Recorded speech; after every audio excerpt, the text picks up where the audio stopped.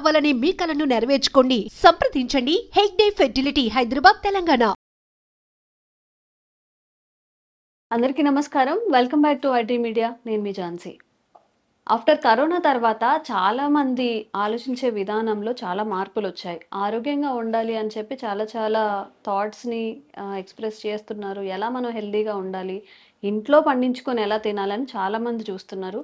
మన ఆహారమే మనకి ఔషధం అండి. చాలా మూవీస్‌లో కూడా మనం చూస్తుంటాము. మితంగా తింటే అది ఆహారం, అమితంగా తింటే విషం. నేనేమంటానంటే మితంగా తింటే అది అమృతం, అమితంగా తింటే విషం అని చెప్పి. మరి మన ఇంట్లో మనం తినే ఆహార పదార్థం ఎలా ఎలా ఉండాలి? ఒకవేళ పెంచుకోవాలి అంటే ఆకుకూరలు గానీ, చిన్న చిన్న కూరగాయలు, బెండకాయలు ఇవన్నీ ఈజీగా పండుతాయి. అవి ఎలా పెంచుకోవాలి ఈరోజు తెలుసుకుందాము. ప్రస్తుతం మనం ఆయుర్వేద వైద్యులు ఆంజనేయరాజు గారితో ఉన్నాము. ఒక క్లియర్‌గా ఒక వివరణ అయితే తెలుసుకునే ప్రయత్నం చేద్దాం. నమస్కారం సార్. నమస్కారం అమ్మా. సార్, మీ 40 ఏళ్ల ఆయుర్వేద వైద్యం మా కోసం కొన్ని చిట్కాలనైతే ఈరోజు మేము మీ నుంచి ఆశిస్తున్నాం. ఎందుకంటే చాలా మందికి ఆరోగ్యంగా ఉండాలని ఉంటుంది. అవును. ఎలాంటి ఆహారం తీసుకోవాలో తెలీదు. అవును. ఇప్పుడు మోడర్న్‌గా కొత్తగా మ్యారేజ్ అయ్యి సిటీలో ఉన్న వాళ్ళకైనా, లేకపోతే పల్లెటూరులో ఉండే వాళ్ళకి, అరే అప్పుడు బాగా పంట పండేది, ఇప్పుడు ఎందుకు పండట్లేదు, పురుగు ఎందుకు కొట్టేస్తుంది, ఇలాంటి డౌట్స్ ఉంటాయి కాబట్టి మీ త్రూ ఆ డౌట్స్ అన్ని క్లియర్ చేసే ప్రయత్నం చేద్దాం సార్. అదేనమ్మా. ఆహారం అనేది ఎలా తినాలి, ఏం తినాలి సార్ అసలు ఆరోగ్యంగా ఉండాలి అంటే? మొదట పండించాలమ్మా. ఉమ్, పండించాక తినటం అనేది నేర్చుకోవాలి. ఉమ్, పండించాలి అంటే వ్యవసాయదారుడు ఒక రైతుగా ఉమ్, నేను మీకు చెప్తాను. అలాగే ఒక ఆయుర్వేదంలో అంటే ఒక ట్రెడిషనల్ హీలర్గా కూడా మీకు అన్ని విషయాలు చెప్తానమ్మా. ఉమ్, మనం చేసిన అతి పెద్ద పొరపాటు ఏంటంటే భూమిని పూర్తిగా నాశనం చేసేయడం అమ్మా. ఉమ్, ఏ విధంగాని అంటే ఈ హైబ్రిడ్ వెరైటీస్ అనేవి వచ్చిన తర్వాత ఉమ్, ఆ హైబ్రిడ్ వెరైటీ విత్తనంలో ఉన్న నేచర్ ఏంటంటేనండి, ఉమ్, భూమి లోపల ఉన్న స్ట్రెంగ్త్ మొత్తం తీసేసుకుంటుంది. అది ఉమ్, తీసేసుకుని దాని యొక్క పంటకు కానీ ఆ ప్లాంట్కి కానీ ఇచ్చేస్తుంది. ఉమ్, అదే మీరు న్యాచురల్గా మనకి అంటే ట్రెడిషనల్గా మొలిసే పళ్ళ మొక్కలు కానీ గడ్డి కానీ ఈవెన్ గడ్డి దగ్గరే మీకు కరెక్ట్గా తెలుస్తుంది. ఉమ్, గ్రాస్ అంటాం కదా, వీడ్ అంటాం మనం. అవును. ఆ వీడ్ లక్షణం ఏంటమ్మా, హైబ్రిడ్ ఏం చేస్తుంది, రూట్ తోటి సహా చచ్చిపో. ఉమ్, మన దేశీయంగా ఉండే గడ్డి వీడ్లు కానీ ఏం చేస్తాయంటే తనకు కావాల్సిన పదార్థాలను తీసేసుకుని ఉమ్, విత్తనానికి ఇచ్చేసి విత్తనం తయారైన తర్వాత మళ్ళీ దాన్ని కిందకి లాక్కుని వేరులో దాహేసుకుంటున్నాం. విత్తనానా? విత్తనాన్ని కాదు, ఆ స్ట్రెంగ్త్ని ఆహా. మళ్ళీ వెనక్కి బతకడం కోసం ఏ శక్తి అయితే దానిలో ఉందో వర్షం పడగానే ఉమ్, వేసవికాలం రాగానే ఎండిపోతాయి అమ్మా. నవంబర్ డిసెంబర్ నుంచి పూర్తిగా డ్రై అయిపోతాయి. ఉమ్, చాలా ఏరియాలు కాలిపోతాయి కూడా. అవును. కాలిపోయినా కూడా మళ్ళీ వర్షం పడగానే ఎలా బతుకుతుందండి అది? ఉమ్, అర్థమైంది మీకు ఇక్కడ? ఉమ్, అది ఏం చేస్తుందంటే దాని వేర్లలోకి ఆ వేళ్ళు శక్తిని అయితే అనేది ఉంచుకుంటుంది, ఆ రిజర్వ్ స్ట్రెంగ్త్ని వెనక్కి చేసుకుంటుంది. పంపేసుకుని మళ్ళీ ఆహా. ఇది అయిపోయింది, విత్తనం వచ్చేసింది, అది పడితే మొలుతుంది, ఉమ్, మన సంతానవృద్ధి జరుగుతుంది, ఉమ్, ఇంకా చాలు ఇంతవరకు మన పని అయిపోయిందని మళ్ళీ దాన్ని వెనక్కి తీసేసుకుని దాహేసుకుంటుంది. ఉమ్, హైబ్రిడ్లో అది లేదమ్మా. ఉమ్, మొత్తం అక్కడికే ఇస్తుంది, అక్కడ చచ్చిపోతుంది. ఉమ్. ఈ భూమిలో ఉన్న మొత్తం లాగేసి సారం పైకి కూడా తీసేసుకుంటుంది, తీసేసుకుంటుంది. భూసారం మొత్తం కూడా. దానివల్ల భూమి మొత్తం శక్తిని కోల్పోతుంది. ఉమ్, ఇదేం చేస్తుంది, ఇచ్చింది తన పని అయిపోయాక మళ్ళీ భూమిలోకి పంపేసింది. ఉమ్, ఫస్ట్ థింగ్. సెకండ్ థింగ్ ఏంటంటే ఇది కాలడం వల్ల అందులో అద్భుతమైన నైట్రోజన్ పడుతుందమ్మా. ఉమ్, అది భూమికి చాలా అవసరం. ఉమ్, ఇప్పుడు కొత్తగా ఏం చేస్తున్నారంటే వేస్టేజ్ అంతా కూడా ఒక బట్టీలో కాల్చేసి ఆ మసి పట్టుకెళ్ళి ప్రతి చెట్టు మొదల కప్పెడుతున్నారు. ఉమ్. 20 సంవత్సరాలు పనిచేస్తుందంటండి అది ఎరువు కింద. అబ్బా, గ్రేట్. అది ఉమ్, కోళ్ళు ఉమ్. కార్బన్ ఇదని పట్టుకొచ్చేస్తున్నారు. ఇప్పుడు ఏంటి సార్ మిగిలిపోయిన, ఇప్పుడు మనం పంట పండిన పండిన తర్వాత మిగిలిపోయినవి ఉంటాయి ఒకవేళ కదమ్మా, మిరప చెట్లు కానీ పత్తి చెట్లు అలా ఉంటే ఏదైనా అవి సరే తీసుకెళ్ళి ఒక బర్న్ గుట్టేసి చేసేసి. కాల్చి ఉమ్, అది పట్టుకెళ్ళాలమ్మా. ఈ కాలిపోవటం వల్ల ఏమవుతుంది, ఈ వైరస్లు ఫంగస్లు తరతరాలుగా డెవలప్ అయినవి అన్నీ చచ్చిపోతాయి. ఆ మొక్కకున్నాయన్నీ ఫస్ట్ అడ్వాంటేజ్ అది. పూర్వం చెరుకు తోట ఉండేదమ్మా, చెరుకు తోట కొట్టేసేవారు. కొట్టేసిన తర్వాత ఈ చెరుకు గెడాడిని పిప్పిలే ఉమ్, మీకు మళ్ళీ మళ్ళీ బెల్లం ఎరువుగా వండడానికి వేసేవారు. దాచుకునేవారు. ఆ, ఈ ఆకంతా కాల్చేసేవారమ్మ. ఆ, కాల్చేస్తే తోట అంతా కాలిపోయేవాడికి ఏమవుతుంది, ఈ భూమిలో ఉన్న క్రిములు, ఆ మొదల్లో ఉన్న క్రిములు, ఈ ఆకులో ఉన్నాయి, ఉమ్, ఈ తెగుళ్ళన్నీ చచ్చిపోయి మళ్ళీ కొత్త మొక్క ఫ్రెష్గా భూమిలోంచి వచ్చి చక్కగా వచ్చేది. ఉమ్, ఇప్పుడు ఏంటి, ఆ ఆకు కూడా మనం మంట కింద వాడేసి లేకపోతే ఇంకోటి అమ్మేయటమో ఇంకోటో చేస్తాం. కొన్నిసార్లు అక్కడే భూమిలోనే చిన్న చిన్న ముక్కలుగా చేసేస్తూ ఉంటారు కదా సార్, అది భూమి కూడా మంచిది కాదు అది అంటారు. కొన్ని క్రష్ కొన్ని చేసి వెయ్యడము. అది అరటి లాంటివి ఇలాంటివి అమ్మ. ఉమ్, ఉమ్, ఎప్పుడైతే మీకు కాలిందో ఈ గడ్డ అనేది మళ్ళీ దానికి డబల్ శక్తిని స్ట్రెంగ్త్ తోటి బయటకు వస్తుంది. వస్తుంది. ఓకే. అది హైబ్రిడ్లో లేదండి. ఓన్లీ నాటు రకమైన నాటు రకంలో మొక్కల్లో అది మాత్రమే.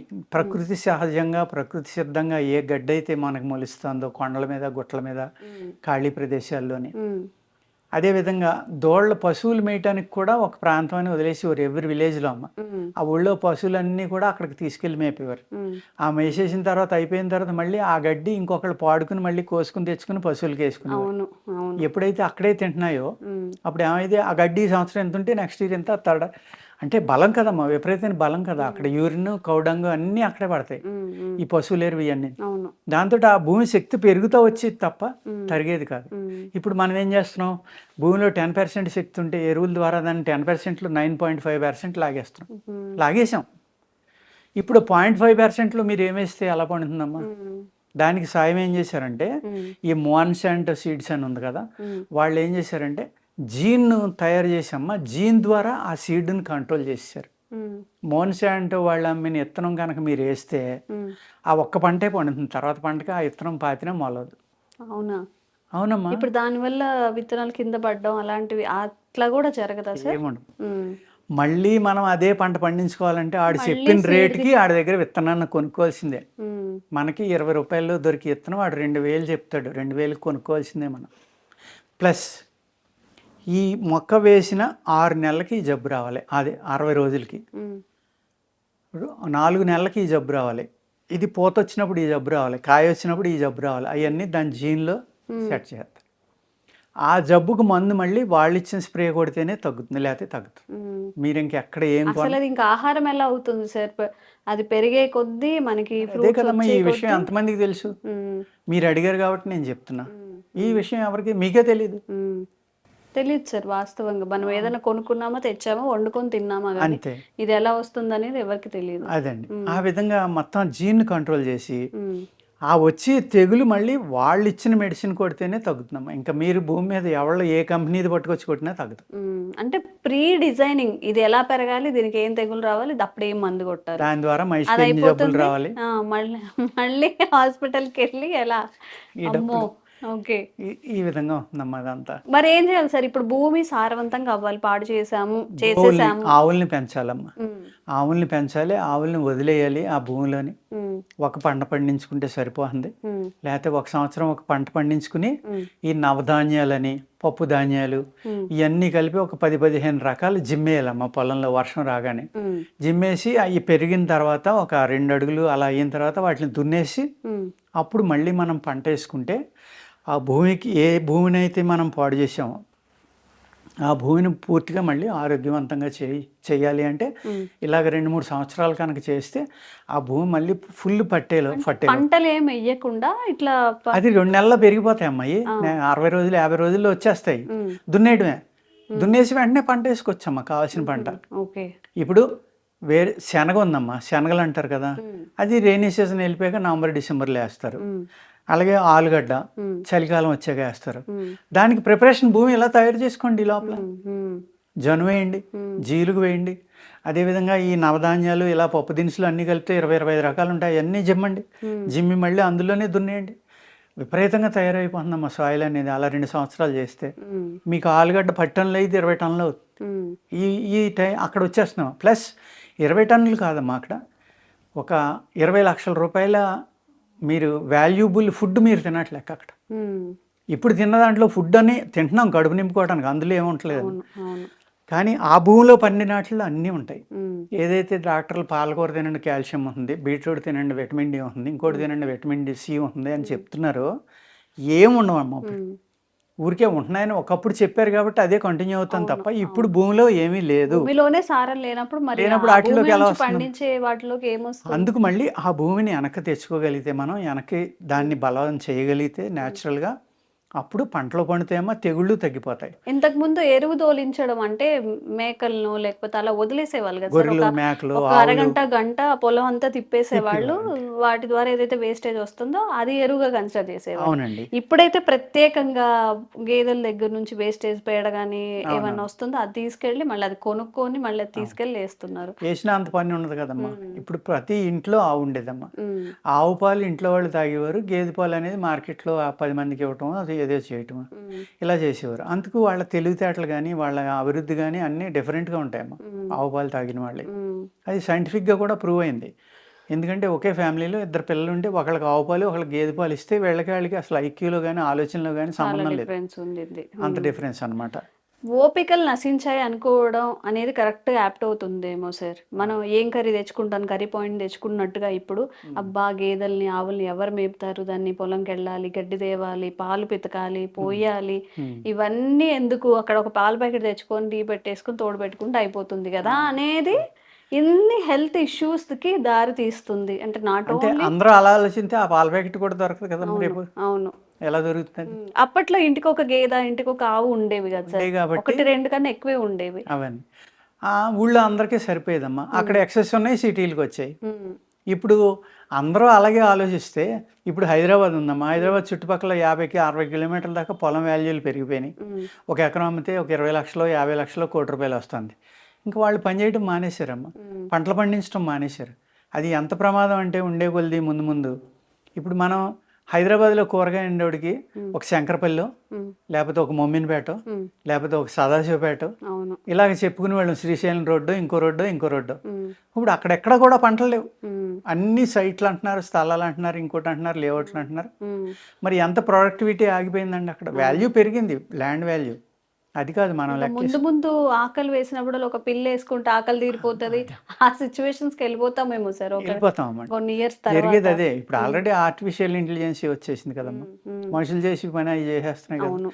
అవి ఏ విధంగా అయితే వెనక్కి వెళ్ళిపోతున్నాయో మన నాలెడ్జ్ అనేది రేపొద్దుట ఏంటంటే 1+1 ఎంత అంటే ఏఐని అడుగు అంటాడు. హ్మ్. ఒకటి ఒకటి కలిపితే 2 అనేది కూడా ఆలోచించేటంత శక్తి మనిషిలో తగ్గిపోయి హ్మ్. హ్మ్. పూర్తిగా ఈ బ్రెయిన్ అనేది తగ్గిపోతుందమ్మా. అసలు అవును. బ్రెయిన్‌కి పని చెప్పడం అనేది ఉండదు ఇంకా. నిద్రపోతారు అందరూ. హ్మ్. అస్సలు ఇంక అన్నీ మర్చిపోతాం. హ్మ్. ప్రతిదీ ఇంకా ఆటిల మీద ఆధారపడతాం. ఇప్పుడు ఏ ఫోనుల మీద అయితే, టీవీల మీద అయితే ఆధారపడిపోయామో, బిజీ బిజీ అని చెప్పుకుంటున్నామో, బిజీ ఎవ్వరికీ లేదమ్మా. హ్మ్. హ్మ్. ఇంకొక విషయం ఏంటంటే ఇక్కడ మరి అందరికీ అర్థమవుతుందో లేదో, నేను మెలకుగానే ఉన్నాను అని చెప్తూ ఉంటారు చాలామంది. హ్మ్. కానీ మెలకువగా ఉండి నిద్రపోయేవాళ్ళు ఎక్కువ మందమ్మా. అంటే సార్? ఇప్పుడు మనం ఇక్కడ ఉన్నామమ్మా, వీడియో చేస్తున్నాం, హ్మ్. ఏదో పని చేస్తున్నాం. హ్మ్. కానీ ఖాళీగా కూర్చుని టీవీ చూసేవాడు నేను మెలకువగా ఉన్నానంటాడు. అవును. కానీ ఆడు మెలకువగా లేనట్లు లెక్క. నా ఉద్దేశంలో వాడు నిద్రపోతున్నాడు. హ్మ్. వాడి వల్ల ప్రొడక్టివిటీ ఏది ఉందమ్మా? ఓకే. లేనప్పుడు అర్థమైంది. నిద్రపోతున్నట్టే కదా. హ్మ్. హ్మ్. నిజంగా నిద్రపోయేవాళ్ళు కన్నా మెలకువగా ఉండి నిద్రపోయేవాళ్ళు ఈ భూమి మీద టైం ఎక్కువ వేస్ట్ ఉన్నారు. చేసుకోవడం, ఏం ఖాళీగా ఉండడం టైం వేస్ట్ అదంతా. చేయడం అంటే నిద్రపోవడం. డిఫరెన్స్ ఏముందమ్మా ఇంక రెండాటికి? ఏమీ లేదు. అది తినేసి కూర్చున్నాడు అక్కడ. హ్మ్. ఒక అమ్మాయి అవనండి, అబ్బాయి అవనండి, ఎవరైనా తినేసి కూర్చున్నారు. హ్మ్. ప్రొడక్టివిటీ అది. ఒక పుస్తకం చదువుతున్నారా, ఒక ధార్మిక పుస్తకం చదువుతున్నారా, ఒక పూజ చేస్తున్నారా, ఒక దేవుడి దగ్గర కూర్చుంటున్నారా, హ్మ్. లేకపోతే సంసారం. పూర్వం ఎలా ఉండేదమ్మా, 9 గంటలకల్లా భోజనం అయిపోయేది. అందరూ ఎవళ్ళ పనుల్లోకి వాళ్ళు వెళ్ళిపోయారు. ఈ ఆడవాళ్ళందరూ కూర్చుని భగవద్గీత లాంటిదో ఇంకోటో ఇంకోటో చదువుకోవటం, అవును. పిల్లలకి 4 మంచి మాటలు చెప్పడం, అవును సార్. ఒక సంఘం కింద కూర్చోవడం, సత్సంగాలని ఇవన్నీ ఉండేవి. ఏవైనా పాటలు పాడుకోవడం, పాటలు సాయంత్రానికి పాడుకోవడం, భజన చేసుకోవడం అనేక రకాలు అలాంటివి ఉండేవి. చేసేవాళ్ళు. అవన్నీ కూడా కోల్పోతున్నాం మనం. హ్మ్. కోల్పోతున్నాం కాదు. అప్పుడే అలా ఉండేదమ్మా, వాళ్ళు స్థిమితంగా, మానసికంగా, ప్రశాంతంగా బతికారు వాళ్ళు. అవును. అప్పుడు జబ్బులు లేవు, హ్మ్. టెన్షన్ లేదు హ్మ్. సొసైటీలో. హ్మ్. అప్పుడు భర్త తిట్టినా కూడా నవ్వుతా దాన్ని తీసుకునేవారు. పిల్లలతోటి దెబ్బలాడితే పిల్లలు దెబ్బలాడినా నవ్వుతా తీసుకునేవారు. హ్మ్. పిల్లలకు కూడా ఆ నవ్వులో ఉన్న బలం ఎంతో చూపించేవారు. హ్మ్. కోపం వచ్చేది కాదు వాళ్ళకి. హ్మ్. వాళ్ళకి కోపం రాకపోతే ఈ పిల్లలకి ఏమొస్తుందమ్మా కోపం? ఈళ్ళు దానికి అలవాటు పడతారు కదా స్లోగా. హ్మ్. వాళ్ళని ఫాలో అవ్వటానికి చూస్తారు కదా. అవును. అందుకు ఆ జనరేషన్స్ అన్నీ కూడా చాలా ఆరోగ్యంగా బతికినాయి. హ్మ్. ఎప్పుడైతే మనకి కెమికల్ ఫుడ్డు, పురుగు మందుల ఫుడ్డు వచ్చిందో, హ్మ్. ఈ కెమికల్స్ అనేవి బాడీలో ఉండిపోవటం, హెవీ మెటల్స్ గానీ, ఇంకోటి గానీ, హ్మ్. అదే ఆహారం మన రక్తంలో కలవడం, మన బ్రెయిన్‌కి వెళ్ళడం, ఇరిటేషను, అంటే ఒక సాటిస్ఫాక్షన్ లేకపోవడం అనండి, హ్మ్. లేకపోతే ఇరిటేషన్ అనండి, అంటే అసహనం హ్మ్. పెరిగిపోయింది మనిషిలో. అవును. పెరిగిపోవడం వల్ల ప్రతిదానికి దెబ్బలాడటం, కేకలేసుకోవడం, చంపుకోవడం, మర్డర్‌లు హ్మ్. అయ్యి, ఇయ్యి. హ్మ్. దానికి సరిపడి ఈ టీవీల్లో రకరకాలుగా టీవీలో ఉన్న హీరోయిన్ ఆడవాళ్ళు అందరూ విలన్సే. అవును. తెల్లవారులు అవి చూడడం అవి నేను యాక్చువల్లీ అది అడుగుదాం అనుకున్నా. బట్ అడగచ్చో లేదో అని. ఇంతకుముందు ఏదైనా మూవీస్ అంటే 'ఆలు మగలు' అనుకోవచ్చు. అందులో భర్త అరిచినా కామ్‌గా ఉండే భార్య, లేకపోతే భార్య అరిచినా కామ్‌గా ఉండే భర్త, గయ్యాళి అత్త ఉన్నా సరే మంచిగా "నువ్వు మంచిగా ఉండమ్మా" అని చెప్పే అత్త, అలాంటివి మిక్స్‌డ్ ఉండేవి. అవునమ్మా. ఇప్పుడు మాత్రం ఓన్లీ ఎలా ప్రొజెక్ట్ అవుతుందంటే విలనిజం. ఆడవాళ్ళంటే విలన్‌గా ఉంటారు. అవును. అత్త అంటే చంపేయాలి కోడలికి. అవును. ఆ వేలో ప్రొజెక్ట్ చేసే షోసే ఎక్కువైపోయాయి ఇప్పుడు. అవునండి. హ్మ్. చాలా దానివల్ల ప్రభావం ఉంటుంది కదా సార్. ఇప్పుడు ఒక చాలా రోజు చాలా స్లో అంటే చాలా పాయిజన్ ప్రభావం లాగా ఉంటుందమ్మా. పర్టిక్యులర్ ఆ టైంకి ఆ 10 నిమిషాలు మీరు చూసే సీరియల్ ప్రభావం అనేది ఆ రిలేటివ్స్ మీద, ఇంట్లో వాతావరణం మీద చాలా ఎఫెక్ట్ ఉంటుంది చాలా కదా ఎఫెక్ట్ సార్. ఉంటుందమ్మా. కానీ వీళ్ళు అమాయకత్వంతో తెలియకుండా ఏదో అలా చేసాం, ఇలా చేసాం, జైలుకి వెళ్ళి ఇలా వచ్చేసాం అనుకుంటారు. అది అంత ఈజీ కాదమ్మా. అక్కడికి వెళ్తే తెలుస్తుంది ఒకసారి. అప్పుడు ఆ! అక్కడ నరకం అంటే ఏంటో, ఆ జైలు అంటే ఏంటో, అరెస్ట్ అంటే ఏంటో, స్టేషన్ అంటే ఏంటో, కోర్ట్ అంటే ఏంటో హ్మ్. అక్కడికి వెళ్తే కానీ తెలియదమ్మా. ఈ సూర్యాల్లో చూసినట్టు ఏమి ఉండదు అక్కడ. అవును. అవును. చాలా భయంకరంగా వాళ్ళేదో ఉంటుంది. మనీ కోసమో, లేకపోతే వాళ్ళు మనలాగా ఎలా అయితే ఏదో సర్వైవ్ డబ్బుంటే ఏదో అవ్వాలో వాళ్ళు చేసేయచ్చు. చేస్తున్నారు. పెద్ద కారుంటే ఏదో చేసేయచ్చు. ఆ! ఇలా స్టైల్‌గా ఎళ్లి నడిసొచ్చి లాకప్‌లో కూర్చొని వచ్చేసాం. అవును. అయన్నీ జరిగే పనులు కాదమ్మా. అవును. అదంతా భ్రమ. ఆ హ్మ్. భ్రమలో ఉంటే గనక జీవితాన్ని చాలా కోల్పోతారు. ఇలాంటి భ్రమలు చాలా ఉన్నాయి సార్. ఆరోగ్యం మీద ఉంది, పర్సనల్ రిలేషన్స్ మీద ఉంది, డబ్బు మీద ఉంది, ఉద్యోగాల మీద అన్నీ భ్రమల్లోనే చిక్కుపోయాం అనిపిస్తుంది నాకు. అవునండి. అవును. మీ త్రూ తెలుసుకో అంటే అప్పటికి ఇప్పటికి ఏంటి తేడా ఉంది అంటే ఇంత తేడా ఉందా అని అనిపిస్తుంది. అవునమ్మా. తప్పకుండా మళ్ళీ బ్యాక్ టు రూట్స్ వెళ్ళే ప్రయత్నం మీ త్రూ చేద్దాం సార్. ఇంకా బోలెడన్ని వీడియోస్, బోలెడన్ని అవేర్‌నెస్ అయితే కల్పిద్దాము. థాంక్ వెళ్ళాలమ్మా. యూ. వెనక్కి ఎళ్ళకపోతే అసలు జీవనం అనేది లేదండి. హ్మ్. హ్మ్. లేదు. అప్పుడు 2 సార్లు తినేవారమ్మా. ఇప్పుడు 5 సార్లు తింటున్నారు, 4 సార్లు. హ్మ్. దానివల్లే కదా అన్ని ప్రాబ్లమ్స్ రావడం అవును. కారణం. హ్మ్. అది. Thank you sir. నమస్కారం అమ్మా.